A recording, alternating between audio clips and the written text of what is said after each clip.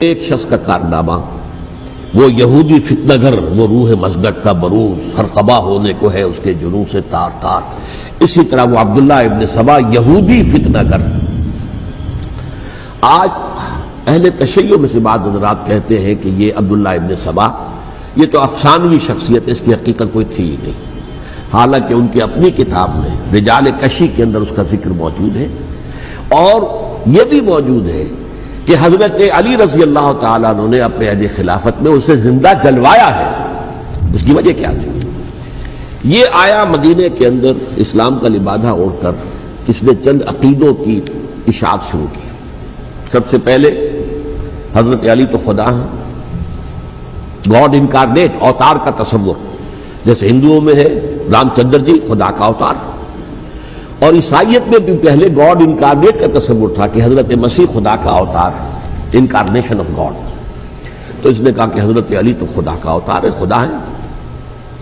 Number دو، اس نے کہا کہ ہر نبی کا ایک وصی ہوتا ہے جس کے حق میں وہ وصیت کرتا ہے، تو حضور صلی اللہ علیہ وسلم کے وصی حضرت علی ہیں، لہذا خلیفہ تو اول روز سے حضرت علی ہیں، حضرت ابو بکر، حضرت عمر، حضرت عثمان یہ تو غاصب ہیں، اور حضرت عثمان کی خلافت تھی اس وقت تو خاص طور پر۔ پھر اس نے جو قبائلی عصبیت تھی اسے بھڑکایا۔ پرانی جو عصبیت چل رہی تھی قریش کے اندر، وہ دو گھرانے ایک دوسرے کے مد مقابل تھے۔ دیکھیے، ایک ہوتا ہے قبیلہ، ایک ہوتا ہے گھرانہ۔ ہمارے پنجاب میں ایک قبیلہ ہے وٹو قبیلہ، اس کے گھرانے بہت سے، مانے کے، لالے کے، سجے کے، شامت کے، یعنی کوئی لالا تھا ان میں سے بڑا، ان کے بیٹے ہو گئے لالے کے، ان کی اولاد، خاندان یہ کہلاتے ہیں۔ قبیلہ ایک، یہ وٹو قبیلہ۔ تو قبیلہ تھا قریش، اس میں گھرانے بہت تھے، بنو ہاشم، بنو امیہ، بنو تیم، بنو عدی، یہ بہت سے گھرانے تھے۔ تو چوٹی کے دو گھرانے جو تھے وہ بنو ہاشم اور بنو امیہ، ان کے درمیان چپقلش تھی، مقابلہ، مسابقت، اور یہ مسابقت فی الخیر بھی ہوتی تھی۔ اگر انہوں نے غریبوں کو کھانے کھلائے ہیں تو ہم ان سے بڑھ کر کھلائیں گے، اگر وہ حاجیوں کی خدمت کرتے ہیں تو ہم ان سے بڑھ کر کریں گے۔ تو ان کے اندر یہ مسابقت فی الخیر بھی تھی، لیکن چپقلش تھی کہ کوئی ہم سے آگے نہ نکل جائے، وہ سمجھتا تھا وہ آگے نہ نکل جائے۔ اس شخص نے اس پرانی عصبیت کو تازہ کیا کہ حضور تو بنو ہاشم میں سے تھے، لہذا خلافت حق ہے بنو ہاشم کا، یہ غاصب ہے۔ اس سے پہلے دو خلفاء جو تھے وہ نہ بنو ہاشم سے تھے نہ بنو امیہ سے تھے۔ حضرت ابو بکر بنو تیم میں سے تھے، چھوٹا قبیلہ تھا۔ حضرت عمر بنی عدی میں سے تھے، وہ بھی چھوٹا قبیلہ تھا۔ یہ حضرت عثمان پہلے خلیفہ جو بنو امیہ میں سے تھے، جن کی پرانی چپقلش بنو ہاشم سے تھی۔ اب اس کو موقع مل گیا کہ پرانی قبائلی عصبیت کو بھڑکائے۔ یہ ہے اصل میں اس فتنے کا پس منظر عبداللہ ابن سبا نے جو آ کر پھیلایا ہے، اور اس کی تفصیل میں اس وقت میں نہیں جا سکتا، کیسے یہ فتنہ پروان چڑھا، کیا انہوں نے اسٹریٹجی اختیار کی، کہ یہ کیا کرتے تھے، گروہ بنا کر بھیجتے تھے لوگوں کو، کوفے میں جاؤ تو وہاں پر دمشق کے گورنر کے خلاف اور مصر کے گورنر کے خلاف الزامات لگاؤ، اس نے یہ کیا، وہ غبن کر گیا، وہ یہ کر گیا، وہ خیانت کر رہا ہے، وہ رشتہ داروں کو پال رہا ہے، اور عثمان کے خلاف بھی تقریریں کرو رضی اللہ تعالیٰ عنہ۔ دمشق میں جاؤ تو کوفے کے گورنر کے خلاف، کیونکہ دمشق کے گورنر کے خلاف بات کرو گے تو لوگوں کو معلوم ہوگا کہ یہ جھوٹ بول رہے ہیں، لیکن یہ کہ وہاں تو تم بات کرو کوفے کے گورنر کے خلاف اور مصر کے گورنر کے خلاف اور حضرت عثمان کے خلاف۔ مصر میں جاؤ تو بات کرو کوفے کے اور شام کے گورنر کے خلاف اور حضرت عثمان کے خلاف۔ یہ انہوں نے ایسا اٹھایا، اور اس زمانے میں آپ کو معلوم ہے ذرائع رسل و رسائل تھے نہیں، نہ اس فتنے کی پتہ چل سکا جب تک کہ وہ فتنہ جو ہے پوری طرح برگو بار لا کر تراور درخت نہیں بن گیا۔ اس کے نتیجے میں حضرت عثمان رضی اللہ تعالیٰ عنہ شہید ہوئے، اور خلیفہ پھر حضرت علی رضی اللہ تعالیٰ عنہ کو انہی سوائیوں نے، جنہوں نے گھیراؤ کیا تھا، جنہوں نے حضرت عثمان کو شہید کیا ہے، یہی حضرت علی رضی اللہ تعالیٰ عنہ کے ارد گرد ہو گئے۔ اور حضرت علی رضی اللہ تعالیٰ عنہ بھی نہیں چاہتے تھے خلافت کی بیعت لینا، لیکن آخر کیا کرتے؟ کیا وہ امت کو بغیر خلیفہ کے چھوڑ دیتے؟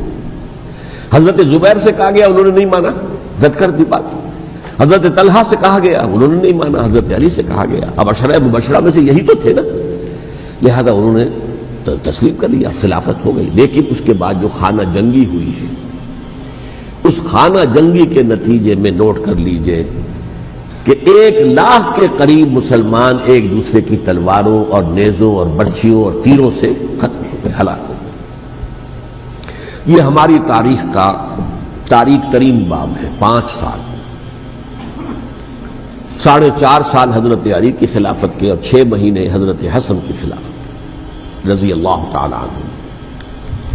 اس سے کیا ہوا کہ ایک طرف تو اسلام کی جو توسیع ہو رہی تھی، تھمتا نہ تھا کسی سے سیل رواں ہمارا، وہ سیلاب رک گیا، انٹرنل سیبوٹاج ہو گئی نا، اب تو اندر ہی آپس ہی میں اگر دست و گریبان ہو گئے تو باہر اب کیا توسیع کرتے ہیں، وہ توسیع کا عمل رک گیا۔ اور یوں سمجھیے کہ جیسے ٹرک اگر کبھی چل رہا ہو، بھرا ہوا ہو، لوڈڈ، اور وہ چڑھائی چڑھ رہا ہو، تو اگر کہیں موشن ٹوٹ جائے، ٹرک کو رکنا پڑے، تو ڈرائیور کے جان پر بن جاتی، اس لیے کہ اس کو دوبارہ سٹارٹ کرنا، اور جبکہ وہ چڑھائی پر ہے، انکلائن پر ہے، آسان کام نہیں ہوتا، خطرہ ہوتا ہے وہ پیچھے جو ہے وہ نہ جائے۔ اور پہاڑی علاقوں میں آپ کو معلوم ہے ذرا پیچھے چلے جانے کا مطلب جو ہے بہت خطرناک جو ہے نتیجہ نکل سکتا ہے۔ بہرحال حضرت علی رضی اللہ تعالیٰ عنہ نے اپنے خلافت میں ایک کام یہ کیا، اب اس کی کیا مصلحتیں تھیں یہ تو انہی کے علم میں ہوگا، ہم قیاس کر سکتے ہیں اور میں اس میں نہیں جانا چاہتا۔ ابھی تک خلافت کا مرکز تھا مدینہ منورہ، حضرت ابوبکر، حضرت عمر، حضرت عثمان، وہی جہاں حضور صلی اللہ علیہ وسلم رہے تھے اور جہاں پر کہ حضور مدفون تھے۔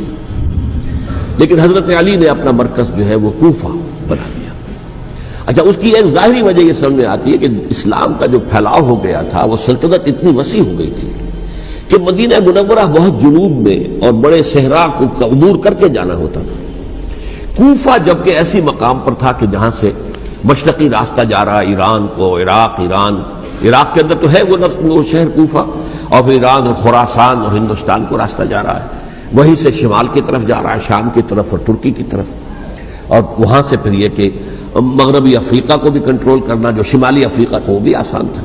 بہرحال حضرت علی نے کوفہ کو اپنا مرکز بنایا، اور نتیجہ یہ ہوا کہ سبائیوں کا بھی مرکز وہی بن گیا، چونکہ انہوں نے اپنے آپ کو گردا گرد رکھا حضرت علی کے رضی اللہ تعالیٰ عنہ۔ اب ظاہر بات ہے کسی پرٹیکولر پرسن کے خلاف تو کوئی مقدمہ موجود تھا نہیں، بلکہ جب جنگ جمل ہو رہی تھی، ابھی جنگ نہیں ہوئی تھی، حضرت عائشہ، حضرت طلحہ، حضرت زبیر وہ لے کر آئے تھے لشکر اس مطالبے کے لیے کہ حضرت عثمان کے قاتلوں کو سزا دی جائے، قصاص لیا جائے۔ حضرت علی رضی اللہ تعالیٰ عنہ سے گفت و شنید ہو رہی تھی، حضرت علی جو ہے اس پر آمادہ ہو گئے کہ ٹھیک ہے، میں جو بھی قاتلین عثمان ہیں ان کو گرفتار کر کے سزا دوں گا۔ عین اسی وقت کوفے کی مسجد کے اندر جو ہے 10,000 کا مجمع کھڑا ہو گیا، ہم سب قاتل عثمان ہیں، لو ہم سے بدلہ کہاں سے ہوگا۔ اور انہوں نے کیا کیا، جاتے ہی جنگ چھیڑ دی، جب چھڑ جائے تو یا مرو یا مارو، اس کے علاوہ تو کوئی چارہ کار ہوتا ہی نہیں۔ ایک رات میں 10,000 مسلمان شہید ہوئے، جن میں 2 عشرہ مبشرہ میں سے حضرت زبیر اور حضرت طلحہ رضی اللہ تعالیٰ عنہ۔ تو یہ صورت تھی، سبائیوں نے گھیراؤ کیا حضرت علی کا رضی اللہ تعالیٰ۔ حضرت معاویہ دعوے دار نہیں تھے خلافت کے، قطعاً نہیں، ان کا صرف ایک دعویٰ تھا، اور وہ یہ تھا کہ عثمان کے قاتلوں کو گرفتار کرو، یا خود سزا دو یا ہمارے حوالے کرو، ہم اس سے قصاص لیں گے۔ اس لیے کہ قبیلہ بنو امیہ کا تھا، اور حضرت ابی معاویہ بنو امیہ میں سے، تو ایک خاندانی طور پر جو ہے ہم قصاص لیں گے ان سے جنہوں نے قتل کیا ہے حضرت عثمان کو۔ لیکن یہاں ظاہر بات ہے کہ حضرت علی رضی اللہ تعالیٰ عنہ کی طرف سے مطالبہ یہ ہوتا تھا تم پہلے میری بیعت کرو، میرے ہاتھ مضبوط کرو تاکہ میں ان کے خلاف کوئی اقدام کر سکوں۔ لیکن انہیں یہ اندازہ تھا کہ اگر میں نے بیعت کی تو ظاہر بات ہے کہ حضرت علی تک پہنچنے سے پہلے مجھے گردن بڑھا دیں گے یہ لوگ، اس لیے کہ سبائی جو ہے وہ آپ کو گھیرے ہوئے۔ بہرحال ایک عجیب الجھاؤ، ایک ڈائلیما تھا جس کی وجہ سے یہ جنگ چلتی رہی، اور حضرت علی رضی اللہ تعالیٰ عنہ کو انہی کے شیعان علی ہی کے اندر سے وہ جماعت علیحدہ ہوئی تھی جس کو ہم خوارج کے نام سے جانتے ہیں، اور ایک خارجی ابن ملجم ہی نے حضرت علی کو شہید کیا رضی اللہ تعالیٰ عنہ۔ پھر حضرت حسن رضی اللہ تعالیٰ عنہ، اب دیکھیے کس قدر صحیح بات تھی جو حضرت علی رضی اللہ تعالیٰ عنہ نے فرمائی جب ان سے کہا گیا کہ کیا ہم آپ کے بیٹے حسن کے ہاتھ پر بیعت کر لیں رضی اللہ تعالیٰ عنہ۔ فرمایا نہ میں تمہیں اس کا حکم دیتا ہوں نہ میں اس سے روکتا ہوں، یہ تمہارا معاملہ ہے، امرہم شورا بینہم، تم اپنے باہمی مشورے سے جو فیصلہ کرو گے ٹھیک ہے، میں نہ حکم دیتا ہوں نہ روکتا ہوں. اس کا کیا مطلب ہے؟ باپ کے بعد بیٹے کی خلافت ہرگز حرام نہیں ہے، ورنہ کہتے کیسے ہو سکتا ہے میرا بیٹا؟ نہیں، یہ نہیں کہا. حضرت عمر سے بھی کہا گیا تھا کہ اپنے بیٹے کو نامزد کر دیں، عبداللہ ابن عمر کو، تو انہوں نے جواب میں کیا کہا؟ اسے تو طلاق دینی بھی نہیں آتی. انہوں نے اپنی کسی زوجہ کو طلاق دی تھی اور اس میں جو صحیح ترین طریقہ ہے وہ اختیار نہیں کیا تھا. انہوں نے طلاق دینے تک نہیں آتی تو میں اسے خلیفہ بنا دوں. یہ نہیں کہا تھا کہ باپ کے بعد بیٹا خلیفہ نہیں ہو سکتا، یہ تو نہیں تھا. کہیں حرام نہیں ہے، نہ کتاب و سنت میں، نہ کوئی حدیث ہے، نہ کہیں قرآن مجید میں. تو حضرت علی نے بھی فرمایا رضی اللہ تعالی، نہ میں روکتا ہوں نہ حکم دیتا ہوں، یہ تمہارا اپنا معاملہ ہے. بہرحال حضرت حسن رضی اللہ تعالی عنہ نے حضرت امیر معاویہ سے صلح کر لی، خلافت ان کے سپرد کر دی. دیکھیے، میں حضرت ابوبکر، حضرت عمر، حضرت عثمان، حضرت علی کے ساتھ حضرت حسن کے دور خلافت کو بھی خلافت راشدہ میں سے سمجھتا ہوں. اور تبھی 30 سال پورے ہوتے ہیں اس حدیث کے مطابق کہ حضور نے فرمایا خلافت 30 برس رہے گی، پھر ملوکیت آ جائے گی. تو حضرت حسن کا بہت بڑا کارنامہ یہ ہے کہ اس خانہ جنگی کا دروازہ بند کر دیا. اور یہ پیشن گوئی تھی حضور کی صلی اللہ علیہ وسلم حضرت حسن کو، جب بچے تھے حضور کے انتقال سے پہلے، میرا یہ بیٹا مسلمانوں کے 2 گروہوں میں صلح کرائے گا. یہ حضور کی پیشن گوئی تھی، اور وہ پیشن گوئی حضرت حسن کے علم میں بھی ہوگی یقیناً. بہرحال انہوں نے صلح کی حضرت امیر معاویہ کے ساتھ رضی اللہ تعالی عنہ، خلافت ان کے حوالے کر دی، اور کچھ شرائط تھیں طے ہو گئی. اللہ خیر صلی اللہ. حضور کی تو یہ پیشن گوئی جو ہے صحیح ثابت ہوئی کہ میرا یہ بیٹا مسلمانوں کے 2 بڑے گروہوں کے درمیان صلح کرا دے گا. اور سبائیوں نے انہیں تانے دیے، یا عار المومنین، اے مومنوں کے لیے موجب عار، موجب شرم، تم نے بزدلی دکھائی ہے، تم نے امیر معاویہ کو خلیفہ تسلیم کر لیا، تم نے بزدلی دکھائی. معاذ اللہ ثم معاذ اللہ ثم معاذ اللہ. اب میں کچھ باتیں حضرت امیر معاویہ کے بارے میں کہنا چاہتا ہوں، اس لیے کہ وہاں اس میں نے حضرت معاویہ کے بارے میں یہ تو بہت شدت کے ساتھ کہا تھا، اور میں اب بھی اس پر قائم ہوں اور پوری طریقے سے قائم ہوں. میرا مستقل موقف یہی ہے کہ حضرت معاویہ رضی اللہ تعالیٰ عنہ کے دور خلافت کو ہم خلافت راشدہ میں شامل نہیں سمجھتے، اہل سنت میں سے کوئی بھی نہیں سمجھتا. لیکن اس کے ساتھ میں نے حضرت امیر معاویہ کے کچھ مناقب بھی بیان کیے تھے تاکہ پلڑا جو ہے ترازو کا اس کے دونوں پلڑے سامنے آ جائیں. لیکن یہ کہ وہ حصہ میرے اس بیان کا نکال دیا گیا، ختم کر دیا گیا. یہ میں نہیں جانتا کہ اس میں کیا مصلحت دیکھی گئی ہے. اس میں تو کسی کے لیے کوئی معاملہ ایسا نہیں تھا کسی کے جذبات کو جو ہے وہ ٹھیس پہنچانے والا. کیونکہ میں نے کہا وہ خلیفہ راشد نہیں تھے، صاف میں نے کہا، بلکہ وہ دور ملوکیت کا آغاز ان سے ہو گیا ہے. بلکہ جب ایک صاحب نے یہ کہا کہ کربلا کے بعد سے دور ملوکیت آ رہی تھی، تو میں نے کہا نہیں جناب، دور ملوکیت تو 20 سال پہلے پوری ہو چکی تھی، شروع ہو چکی تھی. حضرت امیر معاویہ کے بھی 20 سال میں وہ دور ملوکیت میں شمار ہوتے. انہیں کسرى العرب بھی کہا گیا، عرب کے کسریٰ، جو شہنشاہ ایران کا خطاب تھا، حضرت معاویہ رضی اللہ تعالیٰ عنہ کو کسرى العرب کہا گیا، عرب کا کسریٰ یہ. لیکن دوسری طرف یہ ہے کہ وہ صحابی رسول ہیں رضی اللہ تعالیٰ، حضور کے برادر نسبتی بھی ہیں، حضور کے سالے ہیں. ان کی ہمشیرہ ام حبیبہ حضور کی زوجہ محترمہ ہیں، ام المومنین ہیں، ام حبیبہ رضی اللہ تعالیٰ عنہ. پھر کس قدر معتمد علیہ تھے حضور کے کہ کاتبان وحی میں شامل تھے. وحی کی کتابت کرنے والے چند لوگ تھے جنہیں کہ حضور کہتے تھے کہ اب یہ آیت لکھ لو. ان میں سے ایک امیر معاویہ بھی رضی اللہ تعالیٰ. تو بڑے توازن کی ضرورت ہے. دیکھیے صحابہ کرام کا جہاں تک تعلق ہے، اہل سنت کا موقف یہ ہے کہ صحابہ کلہم عدول، صحابہ سب کے سب نیک نیت ہیں، اور ان کی روایت جو ہے قبول کی جائے گی، رد نہیں کی جائے گی، ان پر کوئی جرح و تعدیل نہیں ہوگی. اس لیے کہ ان کا تزکیہ محمد رسول اللہ صلی اللہ علیہ وسلم نے کیا تھا. لہذا یہ تو ہو سکتا ہے کہ کسی صحابی سے کوئی خطا ہو جائے، لیکن وہ خطا اجتہادی ہوگی، نیت کی خطا نہیں ہوگی، نیت کی غلطی نہیں ہوگی. اگر کسی صحابی کی نیت پر حملہ کیا جائے تو یہ اصل میں طعن ہے، حملہ ہے حضور پر کہ وہ تربیت دے نہیں سکے اپنے ساتھیوں کو. معاذ اللہ ثم معاذ اللہ ثم معاذ اللہ، وہ تزکیہ کر ہی نہیں سکے. 3 جگہ جو قرآن میں آیا ہے یتلو علیہم آیاتہ ویزکیہم، تو کیا تزکیہ کیا؟ اگر ان کے قریب ترین ساتھی جو تھے، اگر ان کے اندر بھی بدنیتی تھی اور دنیا کی طلب تھی، اور دنیا کے اندر اقتدار حاصل کرنے کا جذبہ تھا، تو پھر کیا کیا تزکیہ کیا؟ معاذ اللہ ثم معاذ اللہ۔ لہذا صحابہ سب کے سب عدول ہیں اور ان سے اختلاف ممکن ہے، لیکن ان کی نیت پر حملہ نہیں ہو سکتا۔ تو حضرت امیر معاویہ کی شخصیت ایک چیز ہے، آپ کا دور خلافت دوسری چیز ہے۔ شخصیت کے اعتبار سے صحابی رسول ہیں، برادر نسبتی ہیں حضور کے صلی اللہ علیہ وسلم، اور پھر یہ کہ اس قدر معتمد علیہ ہے صحابہ میں سے کہ وہ کاتبان وحی، یہ عام آدمی کے کرنے کا کام نہیں تھا جو وحی کی کتابت کرے، اللہ کے کلام کی۔ البتہ یہ ہے کہ جیسا کہ میں نے عرض کیا، ان کا دور خلافت راشدہ نہیں ہے، وہ ملوکیت کا دور ہے۔ یہ میں نے جیسا کہ عرض کیا، میں نے ایک صاحب نے جب یہ کہا کہ ملوکیت شروع ہو رہی تھی، میں نے کہا شروع نہیں ہو رہی تھی، ملوکیت تو 20 سال پہلے شروع ہو چکی تھی۔ اسی طریقے سے ایک صاحب نے کہا تھا کہ اسلام کو قائم کرنے کے لیے حضرت حسین میدان میں آئے، میں نے کہا یہ بھی غلط ہے، اسلام تو 60 سال پہلے قائم ہو چکا تھا، نبی اکرم صلی اللہ علیہ وسلم کے دست مبارک سے اسلام قائم ہو گیا، جعل حق و زہق الباطل ان الباطل کان زہوقا، پھر 30 برس تک وہ کامل شکل کے اندر قائم رہا۔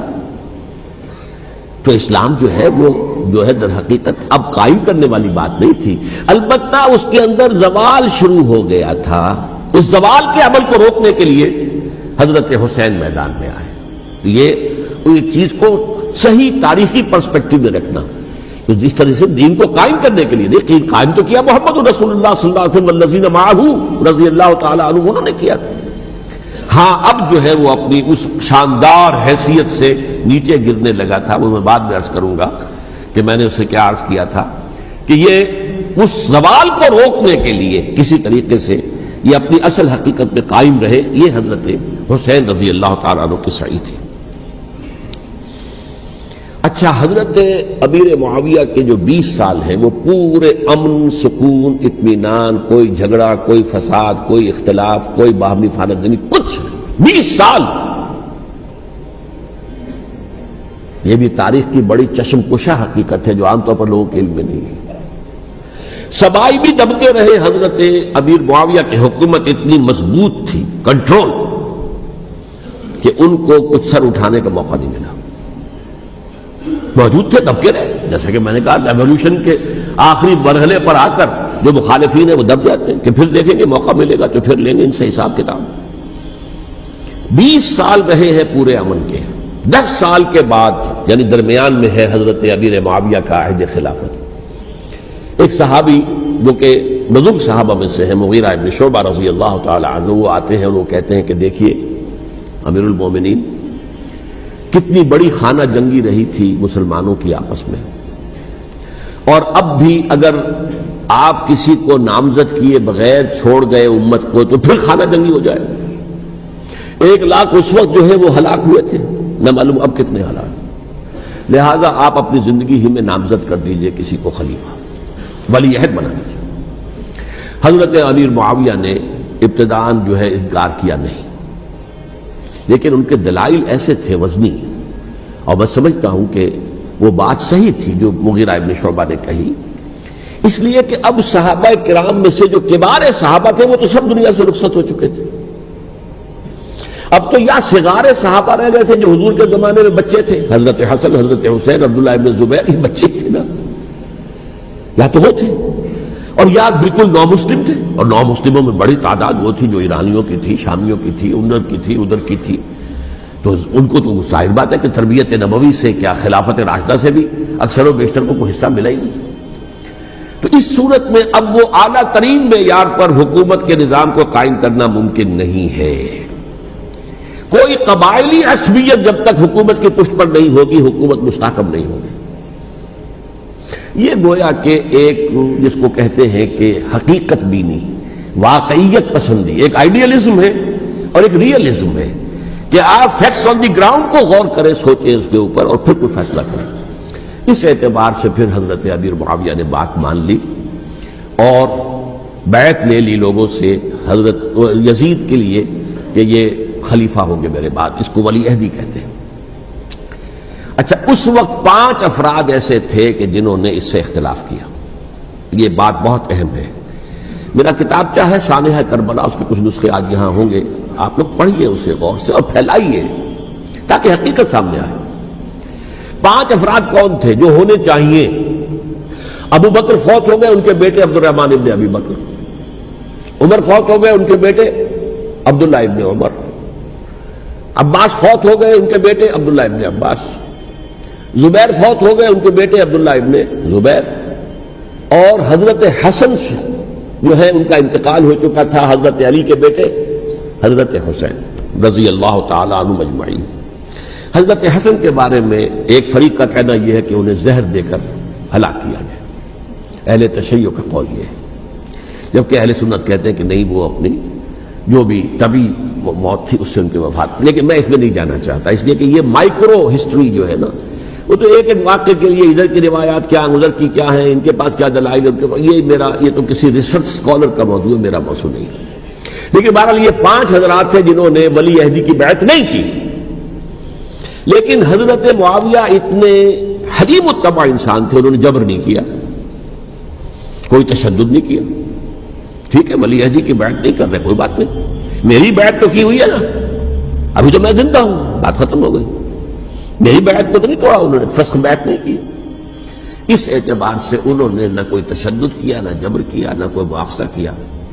لیکن جب امیر معاویہ کا انتقال ہو گیا، اب ولی عہدی کی بجائے وہ اب خلافت کی بیعت ہوئی. سب لوگوں نے بیعت کر لی.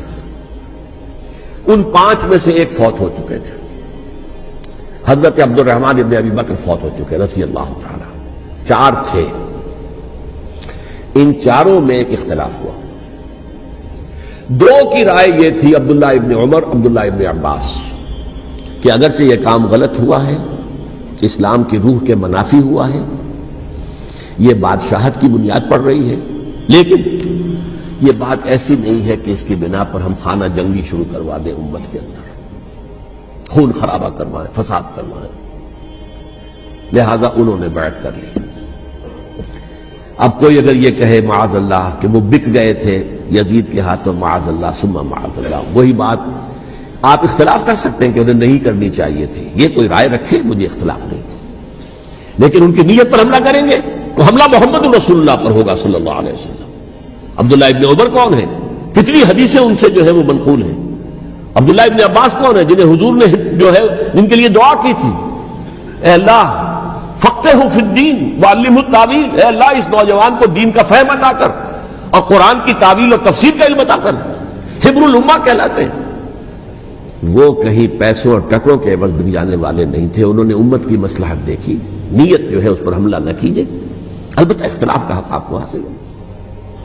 2 حضرات جو ہے ڈٹے رہے کہ نہیں، ہمیں کم وٹ میں ریزسٹ کرنا ہے. عبداللہ ابن زبیر عمر کے اعتبار سے وہ بڑے ہیں. مسلمانوں میں سب سے پہلے ولادت مدینے میں جا کر جو ہوئی ہے وہ عبداللہ ابن زبیر کی ہوئی ہے. ہجرت کر کے جب مہاجرین وہاں پہنچے، کچھ عرصے تک کسی کے ہاں کوئی اولاد نہیں ہوئی، تو لوگوں نے تانے دینے شروع کر دیے کہ معلوم ہوتا ہے کہ یہاں آ کر یہ مکے کے رہنے والے جو ہے کمزور ہو گئے ہیں، ان کی اولاد ہی نہیں ہو رہی. تو جب عبداللہ ابن زبیر کی ولادت ہوئی ہے، یہ حضرت ابو بکر کے نواسے ہیں. حضور کی زوجہ محترمہ حضرت عائشہ کی بہن، حضرت دیکھیے ابھی نام نکل گیا ہے جی، حضرت اسماء رضی اللہ تعالی عنہا عنہما، یہ ان کے صاحبزادے ہیں، حضرت زبیر کے بیٹے. ان کا فیصلہ ہوا کہ ہمیں رجسٹ کرنا ہے کم وقت میں، ایٹ اینی کاسٹ. حضرت حسین ابن علی رضی اللہ تعالی عنہما کا بھی فیصلہ ہوا کہ ہمیں رجسٹ کرنا ہے کم وقت میں. البتہ ان میں بھی ایک اختلاف ہو گیا، یعنی یہ 2 تو جڑے رہے، ان 2 میں اختلاف ہو گیا. عبداللہ ابن زبیر کا کہنا یہ تھا کہ ہمیں حجاز میں رہنا چاہیے، یہ سرزمین ہے جس میں نبوت کی برکات سب سے زیادہ ہیں، یہاں ہم مضبوط قلعے کے اندر ہیں، ہمیں یہاں سے جو ہے رجسٹ کرنا چاہیے اور ختم کرنا چاہیے اس نظام کے اندر جو خرابی آ گئی ہے اس کو. حضرت حسین رضی اللہ تعالیٰ عنہ کے پاس خطوط کا تانتا بنا ہوا تھا، کوفے سے لوگ خط لکھ رہے تھے، آئیے آئیے آئیے، ہم آپ کے ہاتھ پر بیعت کریں گے، ہم آپ کے ہاتھ پر بیعت کریں گے، ہم آپ کے ہاتھ پر بیعت کریں گے. یہی وہ کوفہ جو حضرت علی کا دارالخلافہ رہا تھا اور جو پھر سبائیت کا گڑھ بن گیا تھا. چنانچہ حضرت حسین نے حضرت مسلم بن عقیل کو بھیجا وہاں پر کہ میرے نمائندے کی حیثیت سے جا کر وہاں پر بیعت لو. 10-12 ہزار افراد نے بیعت کر لی. لیکن اس کے بعد یزید کی طرف سے گورنر بنا کے بھیجا گیا ابن زیاد کو. ابن زیاد نے آ کر جو تشدد کیا اور سختی کی تو سب کے سب بیعت توڑ کر اور سب منحرف ہو گئے. مخلصین تو وہ تھے نہیں. الکوفی لایوفی، کوفی جو ہے وہ تو کوئی وعدہ وفا کرنے والا ہوتا ہی نہیں، بیعت توڑ دی. فمن نقص فانما ينقص على نفسه، بیعت کے بعد بیعت توڑ دینا بہت بڑا گناہ ہے، توڑ دی. ادھر اطلاع مل گئی حضرت حسین کو، چل چکے تھے، وہ راستے میں تھے کہ وہاں تو مسلم بن عقیل شہید ہو گئے اور سب لوگوں نے بیعت توڑ دی. اب واپس جانا چاہتے تھے لیکن مسلم بن عقیل کے بیٹے جو ہے اڑ گئے. یہ عرب کی اپنی ایک جو ہے پرانی ان کی حمیت اور ان کا قبائلی نظام کہ اب ہم اپنے والد کے خون کا قصاص لیے بغیر نہیں جائیں گے. حضرت حسین رضی اللہ تعالیٰ عنہ کی مروت اور شرافت کہ یہ میرا ساتھ دینے کے لیے آئے تھے، اب میں ان کا ساتھ نہ دوں تو یہ تو شرافت اور مروت کے خلاف ہے. کہا اچھا چلو چلتے. وہاں جا کر بھی عین اپنے میدان کے اندر بھی حضرت حسین رضی اللہ تعالیٰ عنہ نے 3 چیزیں پیش کی ان کوفیوں کے لشکر کے خلاف. سب سے بڑا لشکر کے اندر سب سے بڑے تو کوفی تھے جنہوں نے بیعتیں کی ہوئی تھی حضرت حسین کے ساتھ. دیکھو مجھے جانے دو واپس حجاز کی طرف، یا مجھے سرحدوں پر بھیج دو تاکہ میں کافروں کے ساتھ جنگ کرتے ہوئے اپنی جان دے دوں، یا مجھے یزید کے پاس جانے دو، میں اپنا معاملہ اس سے طے کر لوں. لیکن کوفیوں کو یہ گوارا نہیں تھا. اگر یہ یزید کے پاس پہنچ گئے تو ہمارا کچا چٹھا بیان کر دیں گے کہ مجھے تو ان لوگوں نے برگلا کر بلایا تھا. اس لیے کہ دیکھیے حضرت امیر معاویہ کے 20 سالوں کے دوران میں بتا چکا ہوں ان کی حکومت اتنی مستحکم تھی کہ اس کے خلاف کوئی فتنہ اٹھانا ممکن نہیں تھا. اب چونکہ چینج اوور ہوا تھا، اور چینج اوور میں آپ کو معلوم ہوتا ہے کہ ایک جس کو کہتے ہیں every thing is in the melting پاٹ، ابھی تو یہ درمیان کے اندر معاملہ ہے. تو انہیں موقع ملا، سر اٹھایا حضرت حسین رضی اللہ تعالیٰ عنہ کو، جو خطوط لکھے جس کے کہ تھیلے کے تھیلے اور بوریوں کی بوریاں بھری ہوئی حضرت حسین کے ساتھ تھی. وہ کہا کہ آئیے ہم آپ سے بیعت کریں گے. انہوں نے نہیں مانا. اور اصل میں حضرت حسین کے قاتل وہ کوفی ہیں، وہ بزدل، وہ منافق جنہوں نے بیعت کر کے بیعت توڑی. اور اب وہ آ گئے کہ اگر یہ حسین رضی اللہ تعالیٰ عنہ بچ کر کہیں یزید کے پاس پہنچ گئے تو پھر ہمارا کچا چٹھا جو ہے وہ سامنے آ جائے گا اور ہماری پھر شامت آ جائے گی. لہذا انہوں نے قتل کیا حضرت حسین کو رضی اللہ تعالیٰ. ایک بات جو علامہ ڈاکٹر قلب صادق نے فرمائی، اور مجھے میرے علم میں یہ بات پہلے نہیں تھی، وہ یہ کہ حضرت حسین کے قتل کا فتویٰ ایک بہت بڑے مفتی نے دیا تھا. یہ بات بھی ذرا سمجھ لیجیے. حضرت حسین رضی اللہ تعالیٰ عنہ کے قتل کا فتویٰ ایک بہت بڑے مفتی نے دیا تھا. کیوں دیا تھا؟ اس لیے کہ حضور کی احادیث موجود ہیں کہ جب ایک شخص کی ایک خلیفہ کی بیعت ہو جائے تو دوسرا اگر کھڑا ہو تو اسے قتل کر دو. کھلی حدیث. اسی لیے ایک بہت بڑے مفسر بھی ہیں، فقیہ بھی ہیں، قاضی ابن العربی رحمۃ اللہ علیہ. ایک ابن عربی ہیں الف لام کے بغیر، ابن عربی، وہ بہت بڑے صوفی ہیں، فلسفی ہیں، اندلس کے ہیں. یہ قاضی ابن العربی ہیں جنہوں نے قرآن کی ایک تفسیر لکھی ہے اس اعتبار سے کہ صرف ان آیات کی تفسیر جن سے کہ فقہی احکام جو ہے ان کا استنباط ہوتا ہے. یہ 2 تفسیریں اس طور سے لکھی گئی ہیں قرآن مجید کی. احکام القرآن ان کا نام ہے دونوں کا، جن میں سے ایک جو ہے قاضی ابن العربی کی ہے. ان کا ایک جملہ نقل ہوتا ہے، قتل الحسین بسیف جدہ، حسین قتل ہو گئے اپنے ہی نانا کی تلوار سے. وہ تلوار کیا تھی؟ جب کسی کی بیعت ہو چکی ہو پھر کوئی کھڑا ہو مدعی خلافت، قتل کر دو. میرے نزدیک حضرت حسین مدعی خلافت نہیں تھے. یہ بات اس وقت سامنے لوگوں کے نہیں آئی، بلکہ حکومت نے یہ باور کرا دیا کہ یہ تو باغی ہے، یہ مدعی ہے خلافت کے. انہوں نے تو دعویٰ نہیں کیا خلافت کا، وہ تو صرف اس عمل کو روکنے کے لیے میدان میں آئے تھے. اور اس بات کو اچھی طرح سمجھ لیجئے کہ اس وقت تک یہ جو تصور آج ہمارے پاس ہے کہ ریاست علیحدہ ہے، حکومت علیحدہ ہے، state of Pakistan, we are loyal to the state of Pakistan, ہم ریاست پاکستان کے وفادار ہیں، گورنمنٹ آف پاکستان کے وفادار نہیں ہے. We are not loyal to the government. Government تو کبھی بے نظیر کی تھی، ہم اس کے خلاف تحریک چلا رہے تھے، یا کبھی کسی اور کی تھی اس کے خلاف تحریک چل رہی ہے، یا کبھی ضیاء الحق کی تھی اس کے خلاف تحریک چل رہی ہے۔ گورنمنٹ کو بدلنا تو عوام کا حق ہے، آج اس وقت نہیں تھا، اس وقت ریاست اور حکومت کا کوئی فرق نہیں تھا، لہذا جو حکومت سے اختلاف کرے گویا کہ باغی ہے۔ یہ ہے اصل میں وہ پیچیدہ مسئلہ کہ کیوں کسی مفتی نے فتویٰ دے دیا، اس لیے کہ اس وقت تک ریاست اور حکومت کا فرق واضح نہیں تھا دنیا پر۔ یہ تو ابھی کوئی 100-150 سال کی بات ہے کہ آج ہمارا جو پولیٹیکل سائنس کا ایولیوشن ہوا ہے وہ اس اسٹیج تک پہنچ گیا ہے کہ اسٹیٹ علیحدہ ہے، حکومت علیحدہ ہے۔ حکومت تو اسٹیٹ کے 3 آرگنز میں سے ایک آرگن ہے، ایڈمنسٹریشن حکومت کی ہے، جوڈیشری ہے اور لیجسلیچر ہے، 3 آرگنز ہیں بڑے بڑے، ان میں سے ایک ہے۔ تو حکومت کو بدلنا تو عوام کا حق ہے، چاہے وہ ووٹ کے ذریعے بدلے، چاہے ایجیٹیشن، اگر پرامن ایجیٹیشن ہے اس سے حکومت کو بدلنے کا حق حاصل ہے دستوری طور پر ہر اعتبار سے۔ اس وقت یہ نہیں تھا، لہذا صورتحال یہ بن گئی کہ حکومت وقت نے باور کرا دیا مسلمانوں کو، ورنہ سوچئے نواسہ رسول کو قتل کرنا کوئی آسان کام تھا؟ آخر سب کلمہ گو تھے کہ نہیں تھے؟ کلمہ گو تو تھے نا، اور حضور سے عقیدت اور محبت میں کمی، لیکن یہ کہ فتویٰ اگر ایک بہت بڑے مفتی کا، جو کہ حضرت علامہ ڈاکٹر قلب صادق صاحب نے فرمایا، مجھے اس مفتی کا نام بھی معلوم نہیں، کہ ایک مفتی ہی کا فتویٰ تھا وہ، جس کے بنا پر اب ان لوگوں نے حضرت حسین کو قتل کیا، اور یہی وجہ ہے کہ انہوں نے پھر خیموں کو بھی آگ لگا دی۔ بھائی حالانکہ دیکھیے اگر دشمنی کا انتقام ہوتا تو حضرت علی بن حسین جو بیمار تھے، جو بعد میں زین العابدین رحمت اللہ علیہ کے نام سے پھر یہ اہل تشیع کے چوتھے امام معصوم ہیں، حضرت علی، حضرت حسن، حضرت حسین، اور پھر حضرت علی بن حسین زین العابدین رحمت اللہ علیہ، کیا ان کو بھی قتل کرتے تھے؟ حضرت حسین کی نسل ہی ختم ہو جاتی، لیکن نہیں کیا۔ آگ کیوں لگائی؟ آگ اس لیے لگائی کہ وہ جو ڈاکومنٹری پروف ہے ہماری غداری کا یزید کے خلاف حضرت حسین کو جو ہم نے دعوت دی، وہ جو ڈاکومنٹری پروف خطوط کی شکل میں موجود ہے وہ ختم ہو جائے، ڈسٹرائے ہو جائے، اس کے لیے انہوں نے خیموں میں آگ لگائی۔ بہرحال یہ ہے تاریخی پس منظر، یہ اسی سبائی فتنے کا تسلسل ہے جس نے سب سے پہلے حضرت عثمان کی جان لی رضی اللہ تعالیٰ عنہ۔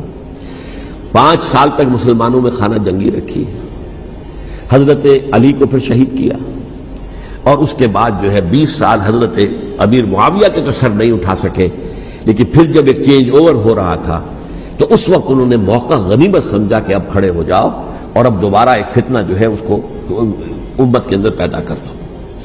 اچھا، اس معاملے میں ایک بات جو میں نے وہاں کہی کہ ہمارے ہاں شاعرانہ جو مبالغہ آمیزی ہے، یہ میری گفتگو کا حصہ انہوں نے حذف کر دیا ہے، اور میں نے ایک سنی شاعر، بہت بڑے عالم، جن کے حوالے سے آج بھی میری تقریر ہوگی خالق دینہ ہال میں، مولانا محمد علی جوہر کے ایک شعر کے حوالے سے کہا کہ قتل حسین اصل میں مرگ یزید ہے، اسلام زندہ ہوتا ہے ہر کربلا کے بعد۔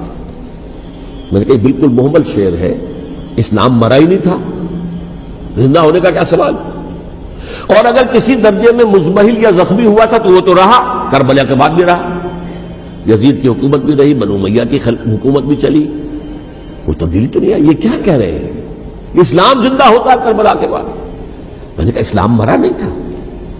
جیسے میں نے یہ کہا کہ ملوکیت جو ہے وہ اب شروع نہیں ہوئی، ملوکیت تو 20 برس پہلے شروع ہو چکی تھی حضرت امیر معاویہ کے، لیکن ظاہر بات ہے کہ حضرت حسن نے، حضرت حسین نے اس کو قبول کیا، اور حضرت حسین نے تو پھر 10 سال تک ولی عہدی جو تھی چاہے بیعت نہیں کی، لیکن اس کے خلاف میدان میں آ کر چیلنج تو نہیں کیا۔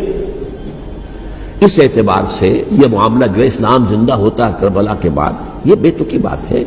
ہاں، حضرت شاہ اسماعیل شہید رحمت اللہ علیہ کی اگر میں تشبیہ کو، تمثیل کو سامنے رکھوں تو اسلام کی عمارت 6 منزلہ ہے، 6ٹھی منزل ٹاپ کی وہ گر گئی، 5 منزلیں انٹیکٹ تھیں، اسلام مرا نہیں تھا۔ عدالت میں شریعت کے مطابق فیصلے ہو رہے تھے، قاضی تھے، مفتی تھے، شریعت نافذ تھی، اسلام کہاں مرا تھا؟ جبکہ خود کہہ رہے ہیں علامہ قلب صادق کہ ایک مفتی کے فتوے سے حضرت حسین کو قتل کیا گیا۔ اب وہ مفتی کی رائے، اس کی بدنیتی ہو، جو بھی ہو، وہ جانے، اللہ جانے، لیکن عام مسلمان کیا کریں؟ اس پہلو سے اسلام مرا نہیں تھا. ہاں ایک منزل گر گئی تھی، وہ گری نہیں، 1000 برس تک گری نہیں، یہاں تک کہ آ کر مغربی امپیریلزم نے اس کے گرایا، ملوکیت کا معاملہ ختم کیا اور وہ جبرین ملوکیت دوسری آ گئی. ورنہ وہی بادشاہی چلی ہے. بلکہ دور بنو امیہ میں وہ بادشاہی پوری طرح اس نے بالوں پر نہیں نکالے تھے، اصل باروں پل تو اس نے نکالے ہیں دور بنو عباس میں آ کر. اور پھر سلاطین جو ہے ترک، جو ترک خلفاء ہے، ان کا بھی بادشاہت تھی اور کیا تھا، وہ خلافت تو نہیں تھی. تو یہ تو اسلام میں جو بھی نقص واقع ہو گیا تھا، کبھی واقع ہو گئی تھی، وہ جو کی توں برقرار رہی. اس کو بھی تسلیم کیا. میں اللہ کا شکر ادا کر کے کہتا ہوں کہ دونوں حضرات، دونوں شیعہ دانشور اور بڑی اعلیٰ سطح کے جو شیعہ عالم تھے، انہوں نے اس بات کو تسلیم کیا اور میری اس بات کو چیلنج نہیں کیا.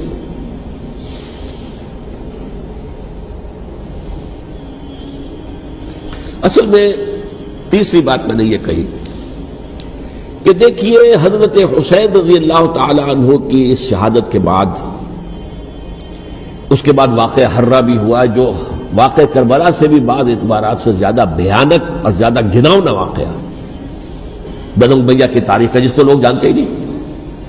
مدینہ کے کچھ لوگوں نے بغاوت کی اور انہوں نے اس کے خلاف فوج بھیجی، اور فوج کو جو مدینہ فتح کر لیا، 3 دن کے لیے حلال کر دیا، جو چاہو کرو، یہاں جسے چاہو مارو، جسے چاہو لوٹو، جس کا گھر چاہو برباد کرو، جس عورت کو چاہو ریپ کرو. اور یہ مدینہ النبی کے اندر ہوا. تو کاٹ کھانے والی ملوکیت کے اندر بہت سے واقعات ہوئے.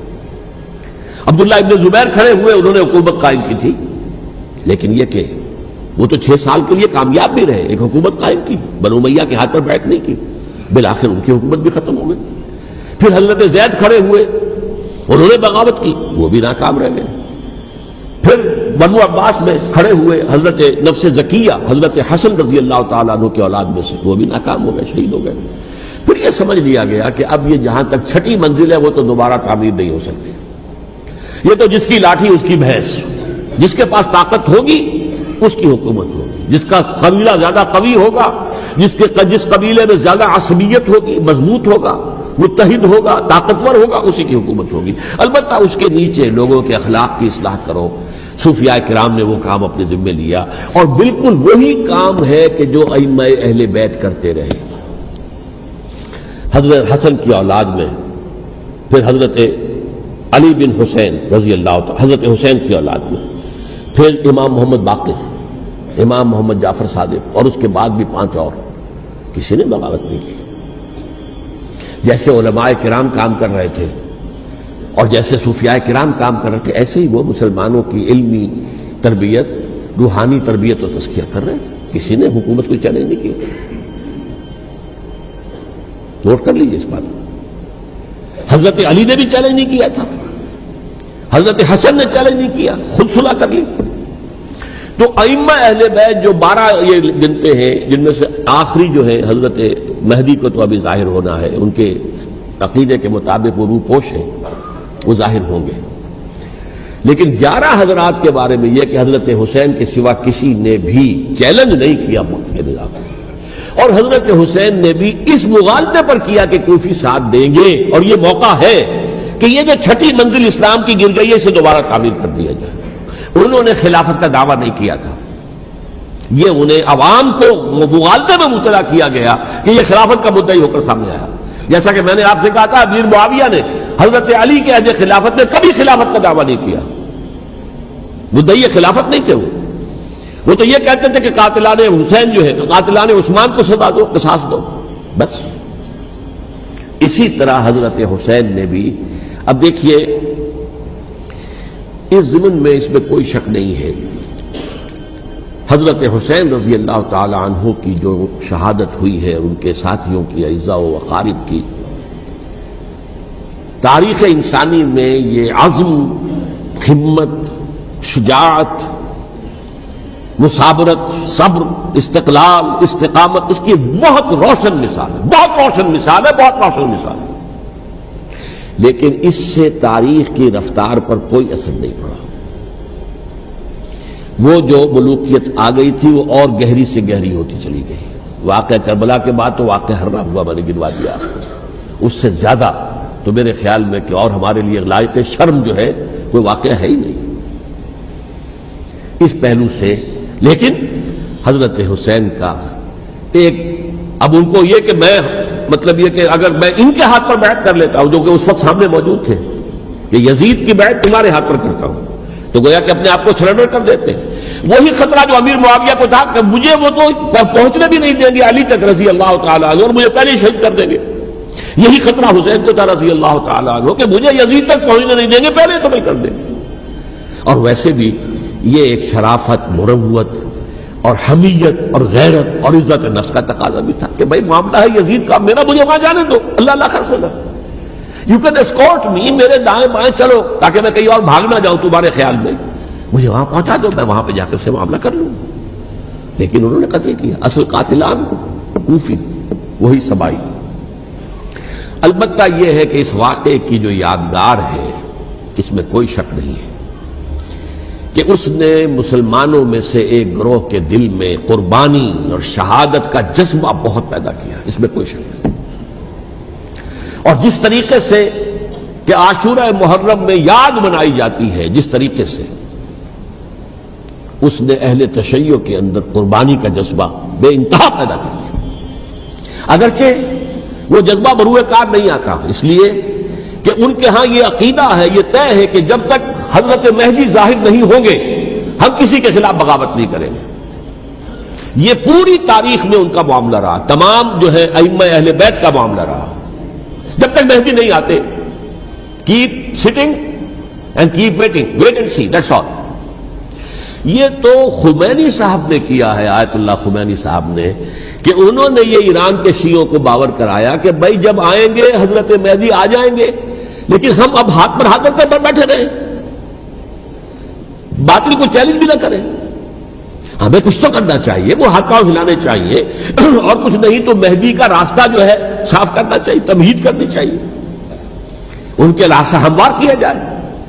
تو یہ ان کی بڑی عظمت ہے آیت اللہ خمینی صاحب کی کہ اہل تشیع ایران کے جو ہے ان سے انہوں نے یہ بات منوا لی کہ ہم بالکل انرٹ نہیں بیٹھے رہیں گے، بلکہ اب انہیں نائب امام قرار دے کر اور ولایت فقیہ کے فلسفے کے حوالے سے، یہ دو چیزیں ان کی جو ہیں بنیادی فلسفے کی ہیں، وہ اس وقت میرا موضوع نہیں ہے، انہوں نے عوام کو ایسا کھڑا کیا ہے کہ 20,000 سے لے کر 30,000 کے درمیان انسانوں نے جانیں دے دی، عورتوں کے جلوس نکلے، شیرخوار بچہ گود میں ہے عورت کے اور گولی کھا رہی ہے اور مر رہی ہے، گر رہی ہے۔ اب سوچئے زندگی کتنی عزیز ہوتی ہے، اور شیرخوار بچے کے لیے ماں کی جو زندگی ہے، اس ماں کو اپنی زندگی کتنی عزیز تر ہوگی کہ اپنے لیے نہیں تو اس بچے کے لیے مجھے جینا ہے، لیکن نہیں، گولیاں کھائیں اور گری۔ یہ جذبہ انہی میں ہے۔ واقعہ یہ ہے کہ اہل سنت کے اندر یہ جذبہ نہ ہونے کے برابر ہے، یہ میں واشگاف الفاظ میں کہہ رہا ہوں۔ پورے عالم اسلام میں صرف شیعہ ایران ایسا نکلا ہے کہ جس نے بادشاہت کا خاتمہ کیا، باقی سعودی عرب میں بادشاہت بیٹھی ہوئی ہے، ڈٹ کر بیٹھی ہوئی، اربوں ڈالر کا ایک ایک محل بنتا ہے ان بادشاہوں کا، اور سنی سن ہے، سن، کوئی حرکت نہیں۔ وہ تو اب جو حرکت ہو رہی ہے وہ اینٹی امریکن حرکت ہے جو ہو رہی ہے، وہ در حقیقت وہ مسئلہ بالکل دوسرا ہے جو اس وقت ہو رہا ہے، لیکن یہ کہ عالم اسلام میں کوئی تحریک ایسے نہیں اٹھی۔ یہ اہل تشیع میں ہے جو بالکل استثنائی بات ہے کہ انہوں نے جو ہے ایک ایسا بادشاہ جس کو کہا جاتا تھا کہ اس کا جو اسلحہ خانہ ہے وہ ایشیا میں سب سے بڑا اسلحہ خانہ ہے، جو 2500 سالہ پرانی جو ایک عظمت تھی ایران کی، اس کو دوبارہ تازہ اور زندہ کرنا چاہتا تھا۔ 2500 سالہ برسی اس نے بنائی تھی، اس کے لیے ایک شہر آباد کیا تھا کہ خسرو یا سائرس یا ذوالقرنین قرآن مجید کی اصطلاح میں اس کی یادگار بنائی تھی، اور وہ سوچ رہا تھا کہ وہی عظمت دوبارہ ایران کی ہوگی جو کہ خسرو کے زمانے میں تھی، جس کا قرآن مجید میں سورہ کہف کے اندر ذکر ہے، مشرقی فتوحات، مغربی فتوحات، شمالی فتوحات۔ تو وہ بادشاہ ہے، اس کو بھاگنا پڑا ہوا قربانی کی وجہ سے۔ تو یہ جو ہے واقعہ کربلا نے، اس میں کوئی شک نہیں ہے کہ ایک ایسی مشعل روشن کی ہے جس کو کہ ہر شخص کو دیکھنا چاہیے۔ یہ بھی انسان، جیسے کہ اقبال نے ایک شعر کہا تھا غالب کے لیے، فکر انسان پر تیری ہستی سے یہ روشن ہوا ہے، پرے مرغ تخیل کی رسائی طاق ہو جا، تو فکر انسان پر حضرت حسین کی قربانی سے یہ واضح ہوا ہے کہ انسان کس حد تک جا سکتا ہے قربانی دینے کے لیے اپنے کسی مقصد کے لیے۔ مقصد ان کا جو تھا، میں نے اسی لیے آیت پڑھی تھی، معاذ اللہ ثم معاذ اللہ۔ میں ایک آخری بات جو کہہ رہا ہوں وہ نوٹ کر لیجئے، ایک خاص انتہائی نقطۂ نظر کے عام کیے جانے کی وجہ سے سنیوں میں بھی ایک انتہائی رد عمل پیدا ہوا ہے۔ ایکسٹریم رائٹسٹ سنیز، اگر ایک طرف سے حملہ کیا گیا ہے حضرت عثمان کی نیت پر، ان کو خیانت کا الزام لگایا گیا، ان پر اقربا پروری کا الزام لگایا گیا، حضرت ابو موسیٰ اشعری پر خیانت اور غداری کا الزام لگایا گیا، یہ ساری چیزیں اگر صحابہ کرام کے اوپر ہوئی ہیں، امیر معاویہ پر، امیر اور عمرو بن العاص پر، تو جواب میں کچھ لوگ کھڑے ہو گئے، حضرت علی وہ اقتدار کے طالب تھے، معاذ اللہ ثم معاذ اللہ ثم معاذ اللہ۔ یہ اہل سنت کا موقف نہیں ہے۔ حضرت حسین اقتدار کے طالب تھے، ہرگز نہیں، ہرگز نہیں، ہرگز نہیں۔ وہی اصول جو میں نے بتایا تھا سب کے لیے لاگو رہے گا، وہ امیر معاویہ کے لیے ہے تو حضرت علی کے لیے بھی، حضرت حسین کے لیے بھی ہے۔ یہ نیک نیت ہے، آپ ان کی کسی رائے سے اختلاف کر سکتے ہیں لیکن ان کی نیت پر حملہ نہیں کریں گے۔ نیت پر حملہ کریں گے آپ کا ایمان بالرسالت جو ہے وہ مجروح ہو جاتا ہے۔ یہ رسول کے ساتھ بھی ہے، رسول نے ان کا تزکیہ کیا، یتلو علیہم آیاتہ ویزکیہم، اس کا سارا عمل محمد کا کیا ہوا ہے صلی اللہ علیہ وسلم۔ تو صحابی کے معاملے میں یہ ہمارے ہاں ان کو اہل سنت جو ہیں، جو معتدل مزاج کے، اکثریت ان کی، تو چند لوگ ہیں ذرا قلم چلا لیتے ہیں تو ان کی بہت سی کچھ چھوٹی چھوٹی کتابیں بھی شائع ہو گئی ہیں بہت، لیکن انہیں اہل سنت نے قرار دیا ناسبی یا خارجی۔ جیسے خوارج نے کہا تھا حضرت علی بھی کافر ہے اور حضرت امیر معاویہ بھی کافر ہے، حضرت عمرو بن العاص بھی کافر ہے، معاذ اللہ ثم معاذ اللہ۔ ایسے ہی کچھ لوگ حضرت حسین پر بھی الزام لگاتے ہیں کہ اقتدار کی ہوس اور طلب کے اندر انہوں نے یہ سارا سفر کیا تھا، اور بس یہ ہے کہ وہ جو بازی تھی وہ ہار گئے، اللہ اللہ خیر صلی اللہ، اس سے آگے کیا ہے معاملہ، نہیں، معاذ اللہ ثم معاذ اللہ۔ اسی لیے میں نے آیت آج جو پڑھی تھی ایک اور جو بہت بظاہر آپ کو معلوم ہوئی ہوگی، غیر متعلق ہے میرے آج کے عنوان سے، تلک الدار الآخرۃ نجعلھا للذین لا یریدون علوا فی الارض ولا فسادا۔ یہ سورہ قصص کے آخری آیات میں سے، دیکھو یہ آخرت کا گھر جو ہے وہ ہم خاص کر دیں گے ان لوگوں کے لیے جو اس زمین میں اپنے اقتدار کے طالب نہیں ہوتے۔ زمین میں اقتدار کے طالب ہوگے فساد ہو جائے گا، تم بھی طالب میں بھی طالب، جھگڑا ہوگا، لڑائی ہوگی، دنگا ہوگا، فساد ہوگا۔ تلک الدار الآخرۃ نجعلھا للذین لا یریدون علوا فی الارض ولا فسادا۔ جو لوگ زمین میں اپنے اقتدار کے طالب اور اس کے نتیجے میں فساد پیدا کرنے والے نہیں ہیں، ان کے لیے ہم نے آخرت کا گھر خاص کیا ہے۔ والعاقبۃ للمتقین، اور عاقبت جو ہے، انجام کار، آخرت جو ہے وہ تو متقیوں کے لیے ہے۔ اسی میں آئیں گے سب صحابہ کرام، خواہ وہ حضرت علی ہے رضی اللہ تعالیٰ عنہ، اور خواہ وہ حضرت امیر معاویہ ہیں، حضرت عثمان ہیں رضی اللہ تعالیٰ عنہما، خواہ حضرت حسن ہے، حضرت حسین ہے رضی اللہ تعالیٰ عنہما، خواہ عبداللہ ابن زبیر ہے، خواہ عبداللہ ابن عباس ہے، خواہ عبداللہ ابن عمر ہے رضی اللہ تعالیٰ عنہم اجمعین۔ اس اصول کو سامنے رکھ کر اختلاف آپ کر سکتے ہیں کسی سے بھی، لیکن کسی کی نیت پر حملہ کریں گے تو اصل میں آپ کا ایمان بالرسالت مجروح ہو جائے گا۔ علی کو نبی اکرم صلی اللہ علیہ وسلم نے اپنا نائب بنا کر چھوڑا تھا جب غزوہ تبوک میں جا رہے تھے مدینے میں۔ حضرت علی نے کہا بھی کہ مجھے آپ عورتوں کے ساتھ بٹھا کے جا رہے ہیں، فرمایا تمہارا مقام میرے ساتھ وہی ہے جو موسیٰ کے ساتھ ہارون کا تھا۔ ہارون کو چھوڑ کر گئے تھے نا یہودیوں کے پاس جب گئے تھے تورات لینے کے لیے، تو تمہارا وہی مقام ہے میرے ساتھ۔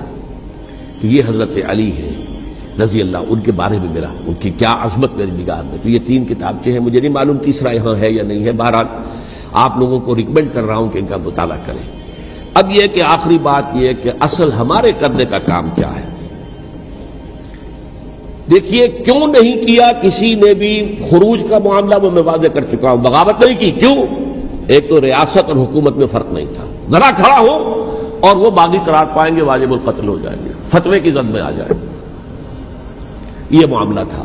اور دوسرے یہ کہ عمارت پوری گری نہیں تھی، ایک منزل گری تھی نا۔ آج ہم کہاں کھڑے ہیں؟ پوری عمارت گری ہوئی ہے، نہ شرعی عدالتیں ہیں، نہ شرعی فیصلے ہیں، نہ احکام الہی نافذ ہے، نہ حدود اور قصاص کے معاملات، کچھ بھی نہیں۔ ہمارا فرض کیا ہے؟ حضرت حسین کی مدح کرتے رہیے، تعریف کرتے رہیے، صحابہ کرام کی مدح کرتے رہیے، مدح صحابہ، اس کے لیے مجلسیں قائم ہو رہی۔ بھائی کر کیا رہے ہو؟ تھے تو آبا وہ تمہارے ہی، مگر تم کیا ہو؟ ہاتھ پر ہاتھ دھرے منتظر فردا ہو۔ تلک امت قد خلت لہا ما کسبت ولکم ما کسبتم۔ وہ تو ایک امت تھی جو چلی گئی، اللہ کے ہاں پہنچ گئے۔ جو کچھ انہوں نے کمایا وہ ان کے لیے، تمہارے لیے نہیں ہے۔ تمہارے لیے وہ ہوگا جو تم کماؤ گے۔ ہمارے لیے راستہ اب یہی ہے کہ خلافت راشدہ کے مکمل نظام کو اثر نو قائم کرنے کے لیے منہج انقلاب نبوی کو اختیار کریں۔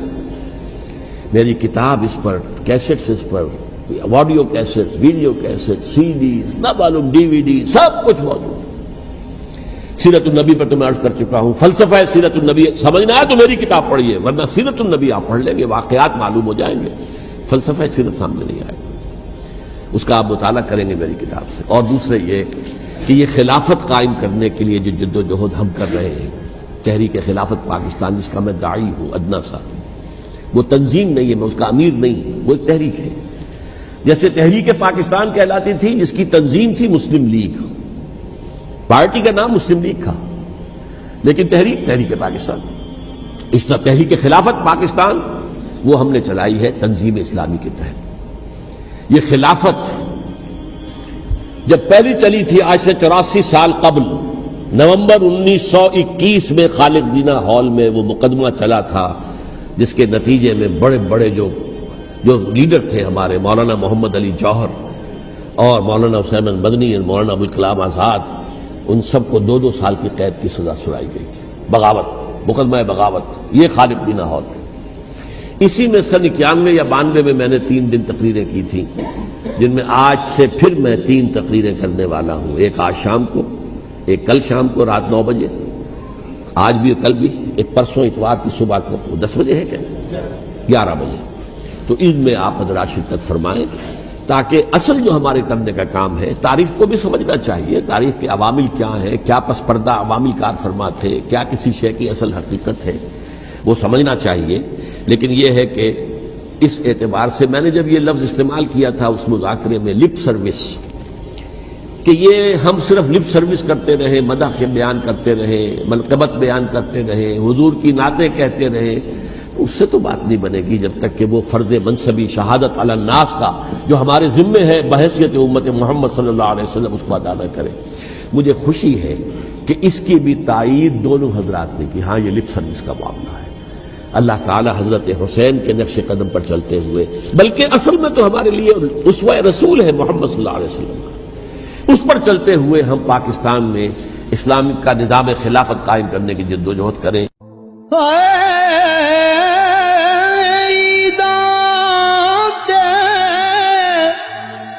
شب رات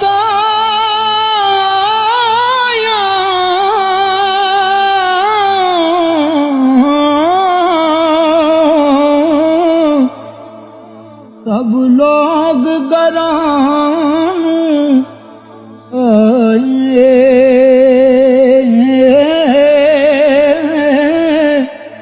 او نہیں آئے او پرت محمد